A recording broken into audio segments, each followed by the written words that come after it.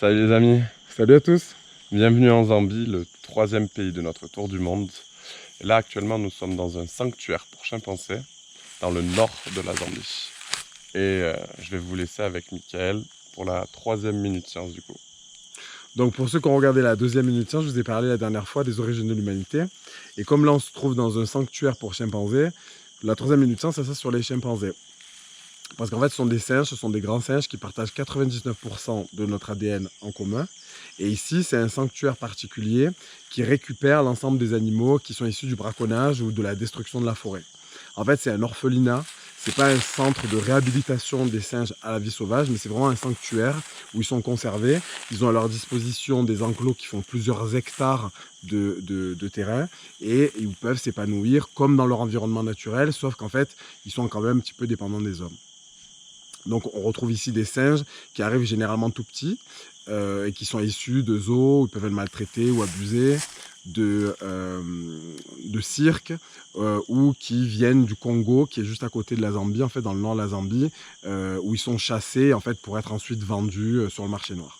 Donc en fait les chimpanzés ce sont vraiment, comme j'ai dit, des grands singes qui appartiennent à la famille des primates, comme les êtres humains et comme les gorilles, qu'on retrouve principalement sur la partie ouest de l'Afrique, donc qui s'étendent du Sierra Leone, du Sénégal, en passant par le Togo, la Côte d'Ivoire, jusqu'au Cameroun et au Congo. C'est là où on va trouver la majeure partie des espèces. Il existe différentes espèces, 4 ou 5 espèces différentes de chimpanzés sur tout ce bassin équatorial africain.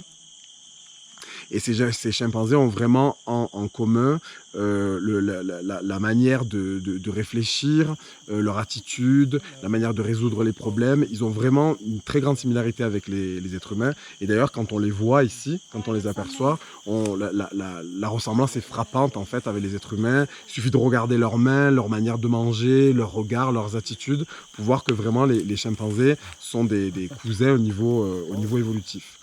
On considère que les chimpanzés ont l'intelligence d'un enfant de 5 ans. Donc c'est quand même pas mal pour un animal parce qu'un enfant de 5 ans, il est quand même capable de faire pas mal de choses, il est capable de parler, il est capable de résoudre des problèmes. Et ici, on voit vraiment l'importance de protéger ces animaux parce qu'il reste à peu près entre 150 et 300 000 chimpanzés dans l'environnement sauvage.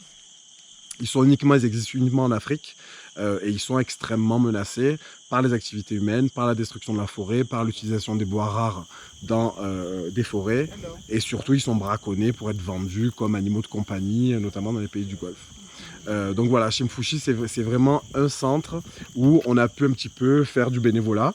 Même si on était là que 5 jours, où on a pu un peu les nourrir, on a pu les observer, on a pu voilà, être avec les bénévoles qui sont ici et qui s'occupent vraiment de la réhabilitation de ces singes pour qu'ils puissent avoir la vie la plus convenable possible, quoi.